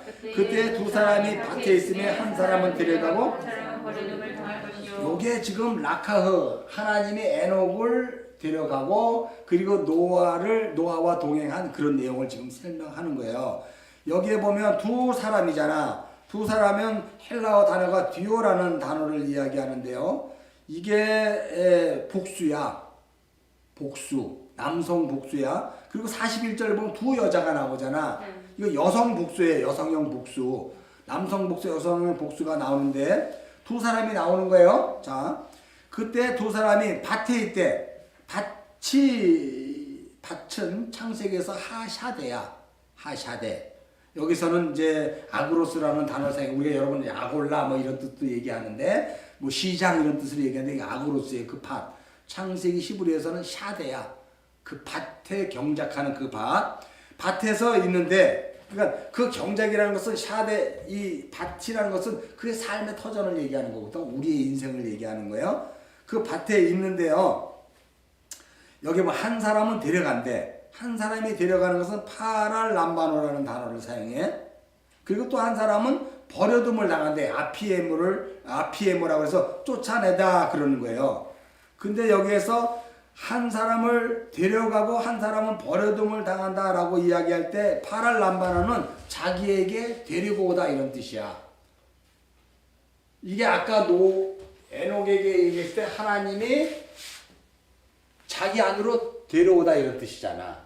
그러니까 마지막 심판에 임할 때 우리가 어떤 것을 잘하고 못함으로써의 그 삶으로 하나님이 구원받은 자가 아니라 우리는 하나님이 이렇게 데려감을 당하는 자고 쟤는 그냥 하나님이 버려두는 자가 되는 거예요.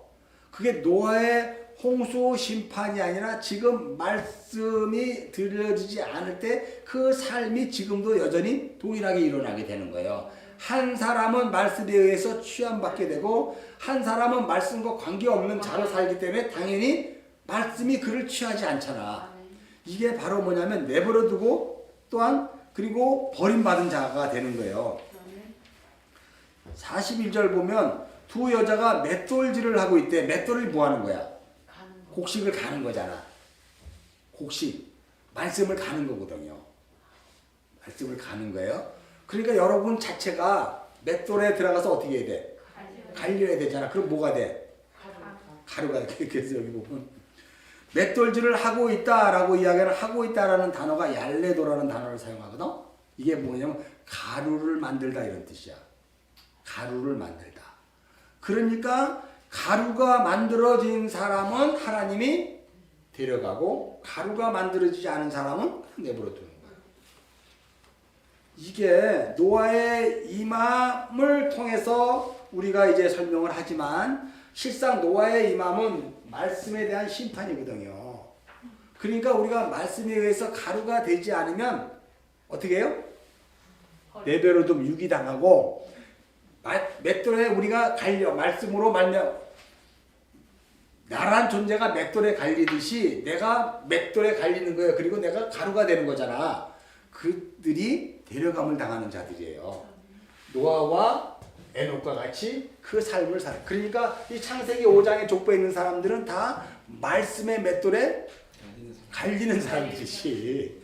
이 자들이 다 그래서 그들을 마태복음 우리가 봤잖아. 4장인가? 마태복음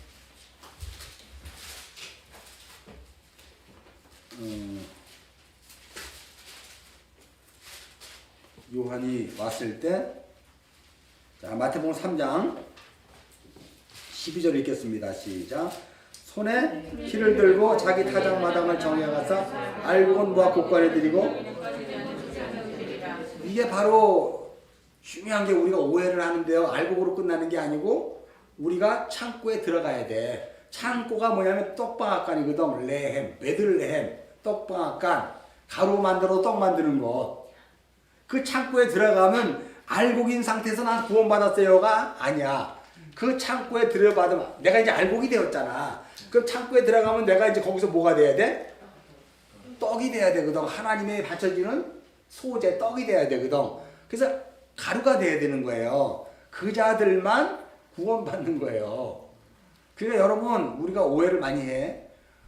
가라지야. 우린 알곡이야. 하면 안 돼. 거기서 끝나면 안 돼. 알곡으로 끝나는 게 아니고 뭐로 가야 된다고? 가루가 돼야 되는 거예요. 그래야 성령의 반죽이 일어나서 하나님께 바쳐지나 제물로 그걸 구원받았다 그런 뜻이거든. 그게. 그러니까 벌써 이미 이 창세기에서 이 마태복음에서도 이 이야기를 계속 하는 거예요. 그러니까 세례 요한이 벌써 이것을 알고 가루가 돼야 되는 것이 뭔지를 알고 설명을 하고 있는데 이 내용이 바로 안식이 주어지기 위해서는 뭐가 말씀에 의해서 내가 뭐 한다? 가루가 돼야 되는 거예요. 그걸 심판이라 그래. 말씀의 심판, 물에 대한 심판. 우리는 여전히 육적 자아로 살아가고 있는 자들이기 때문에 하나님이 우리를 취하지 않아요. 하나님이 우리를 취하는 게 아니라 우리가 그 상태에서 아무것도 없는 존재, 에노시가 돼야 돼요. 에노시는 병약한, 의미가 없음, 그런 그 하벨과 동일한 거잖아요. 나띵니스들이잖아요. 그런 상태가 돼야 우리가 하나님으로 취함을 받고 가루가 되는 것, 구원을 설명하고 있다는 것을 명심하셔야 됩니다. 우리가 또 지난 시간에 내가 안 본 거 있는데 왜 그러면 여기에 보면 이 두 사람 에녹과 또 노아를 통해서 하나님이 이렇게 설명을 했을까 한데 지난번에 묵상할 때 에녹에 대해서 묵상할 때 에녹에 설명한 책이 어디서 한 권 있어? 유다서. 그죠? 유다서 한번 볼까?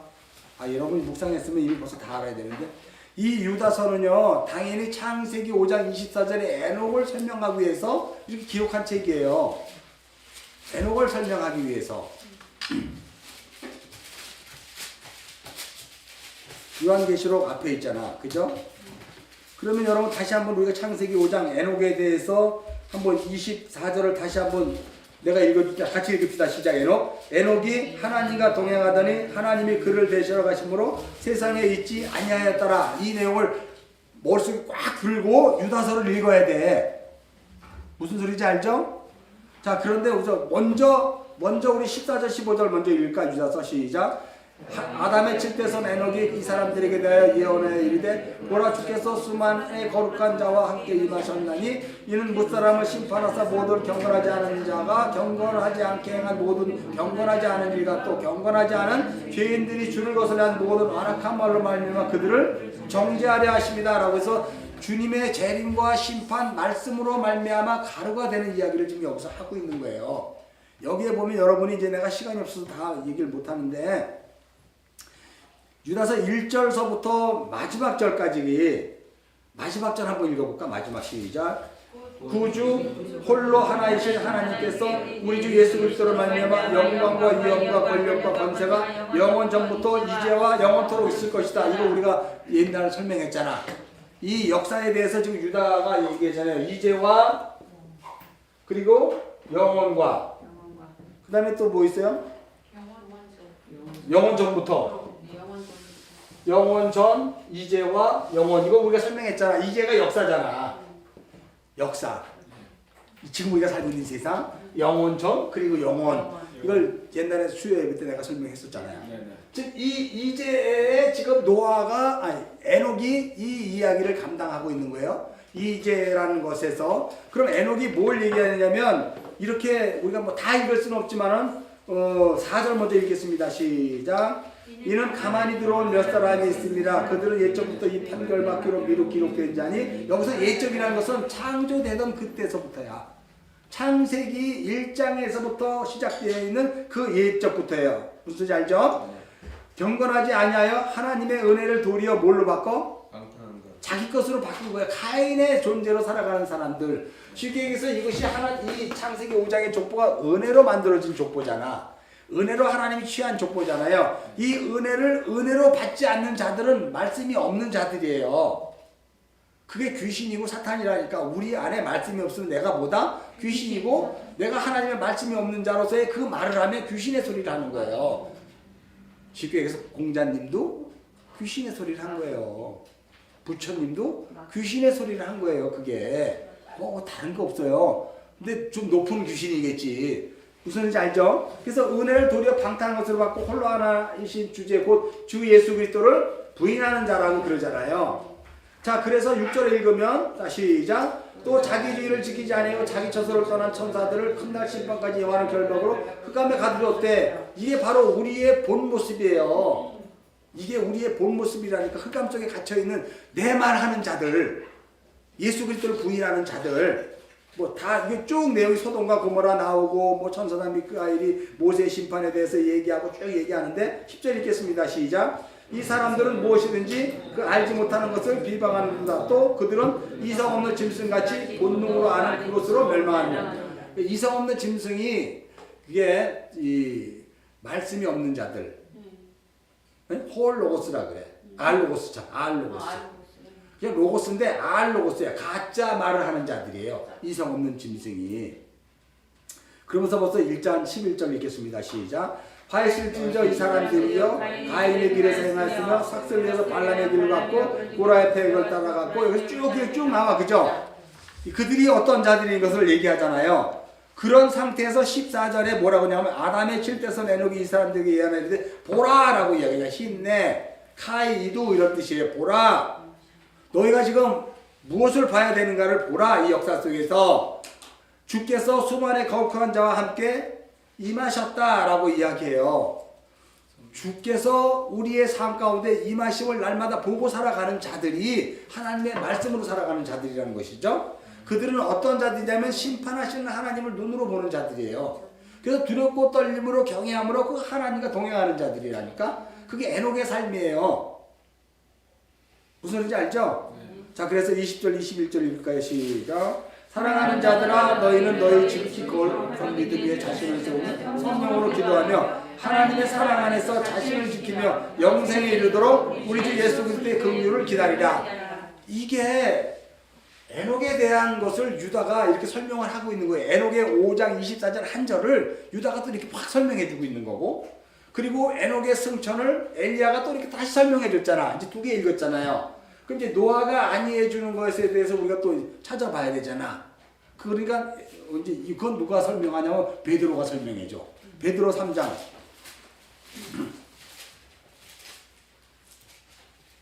베드로전서 3장. 베드로전서 3장은 사실은 우리가 전체를 다 읽어야지 이것을 이해를 할 수 있어요. 그러나 시간 관계상 우리가 먼저 20절부터 읽겠습니다. 시작. 그들은 전에 노아의 날 방주 준비할 동안 하나님이 오래 참고 기다리실 때 복종하지 아니하는 자들아 방주에서 물로 말미암아 구원을 얻은 자가 몇 명이냐? 겨우 8명이니라. 물은 그리스도 예수께서 부활하심으로 말미암아 이제 너에게 구원하는 편이 곧 세례라. 이 육체의 더러운 것을 제하여 버림이 아니요 하나님을 향한 선한 양심의 간구니라 라고 이야기해요. 하나님을 향한 선한 양심의 간구라는 것을 여러분 잘 이해를 하셔야 돼요. 자, 골로새서 우리가 2장으로 한번 가봅시다. 골로새서 2장.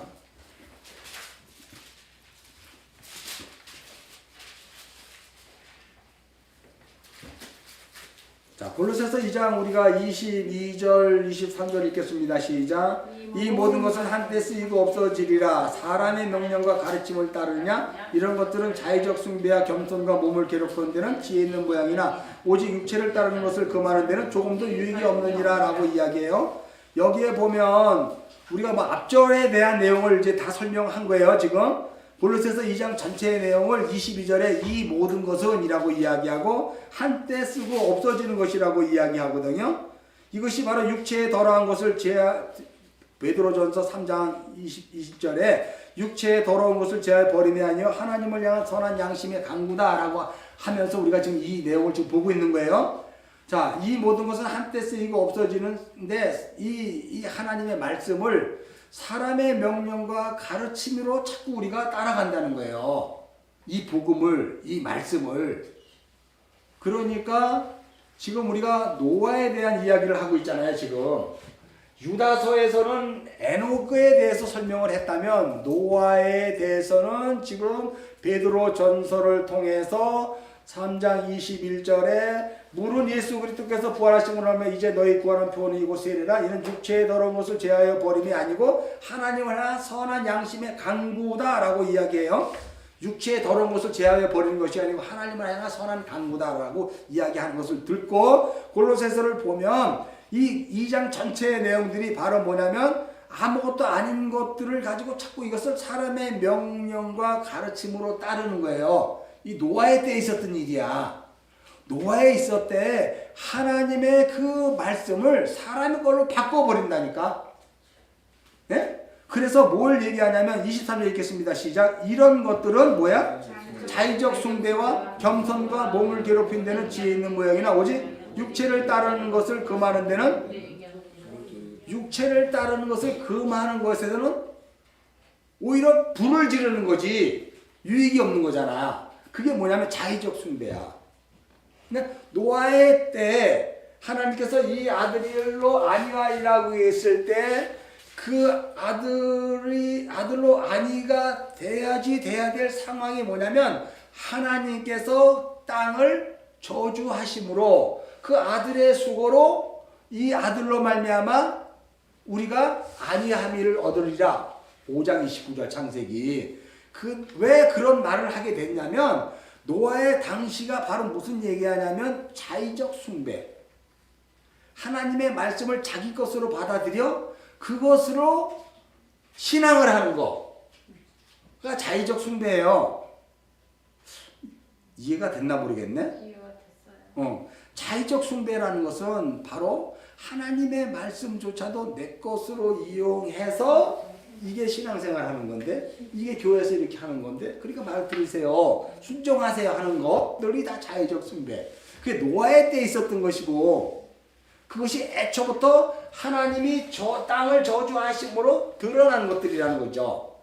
그것을 로마서 3장에서 예수가 그 수고함으로 말미암아 우리에게 의를 전가시켜 준 거잖아. 자, 거기서 그 당시 노아의 당시에 자의적 숭배와 또 겸손이래네.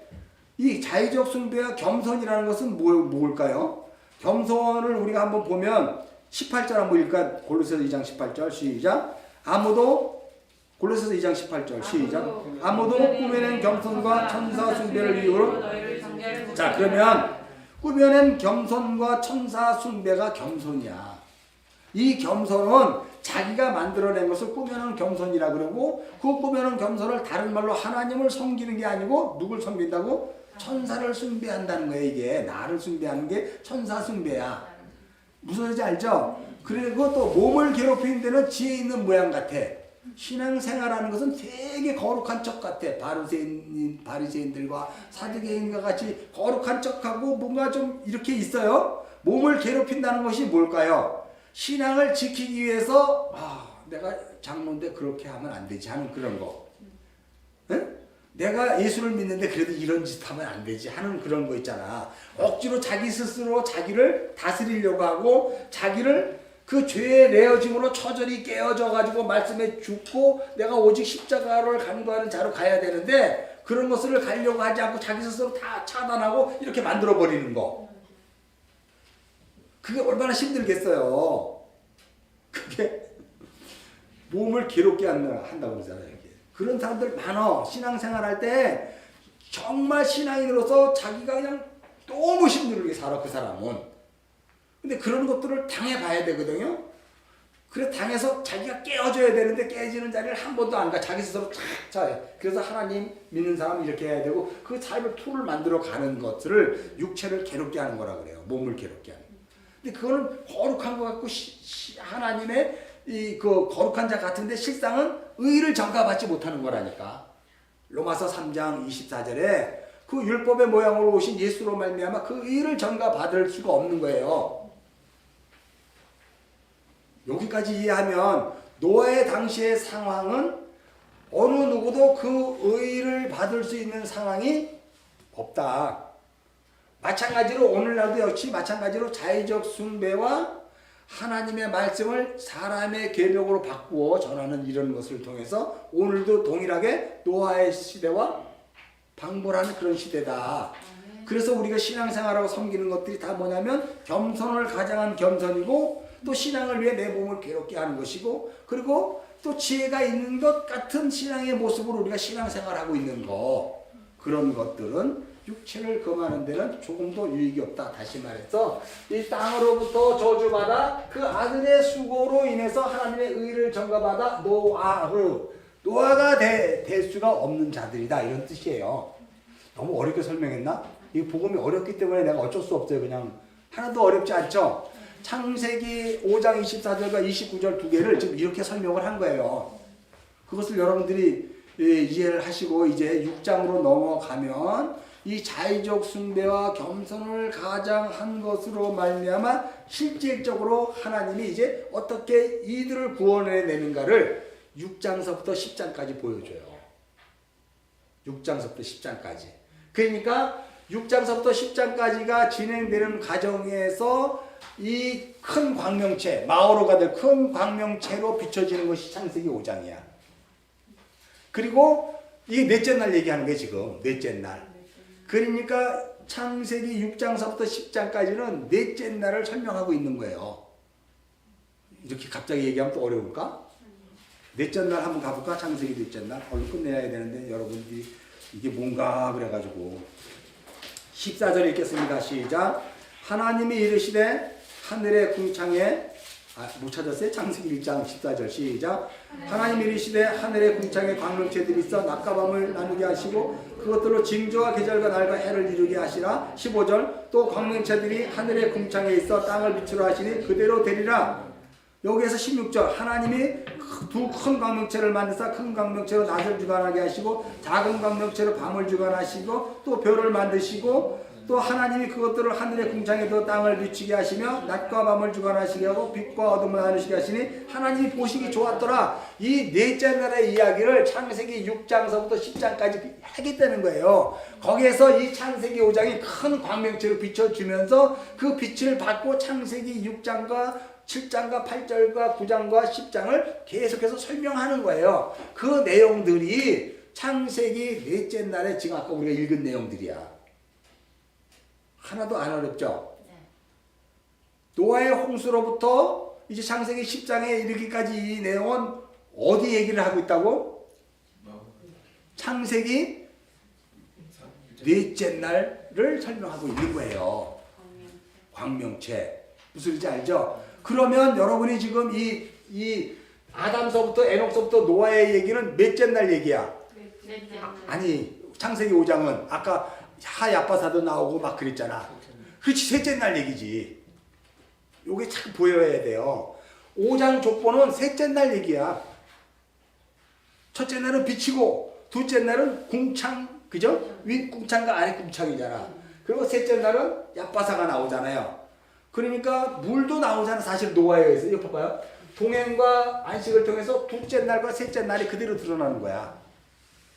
네. 창세기 5장에서 둘째 날, 셋째 날이 노아와 에녹과 노아를 통해서 창세기 둘째 날, 셋째 날이 그대로 드러나는 거예요. 첫째 날은 빛이니까 그거는 그게 절대적인 존재고 거기에 에녹을 통해서 그리고 에녹이 뭐야?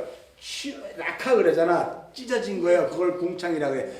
휘장이 찢어지다. 라카우. 에녹의 동행이에요. 그리고 셋째 날은 노아의 안식이잖아. 물에서 구원받은 자가 몇이냐 해서 아까 노아에 얘기했잖아. 자의적 숭배를 통해서 구원받은 그런 것들. 그잖아요. 보여요 이게? 조시사님 보여요? 둘째 날, 셋째 날. 그리고 6장서부터는 넷째 날 얘기, 전체적인 얘기를 하는 거예요. 10장까지. 무슨지 알죠? 그러면 12장 아브라함서부터는 몇째 날 얘기야? 10장은 다섯째 날을 얘기를 하면 12장서부터 50장까지는 여섯째 날 얘기하는 거예요. 창세기 여섯째 날 얘기. 아브라함서부터 여섯째 날 얘기를 하는 거예요. 다시 5장의 그 이야기 여섯째 날 사람 만든 얘기를 다시 또 하는 거야. 이해가 가죠? 네. 확실해 이제? 알았어? 네. 이렇게 성경이 보여야 되는 거야.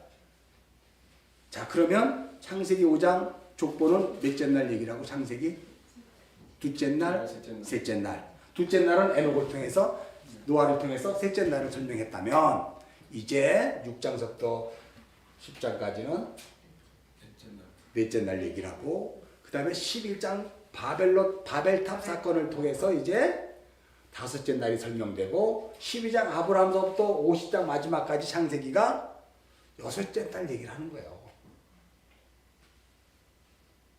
이해하죠? 충분히? 네. 기도하겠습니다. 하나님 오늘도 우리에게 은혜 주셔서 감사합니다. 날마다 은혜가 은혜 되게 하시고 말씀이 말씀 되게 하셔서 하나님의 백성으로 살아가는데 조금도 부족함이 없습니다.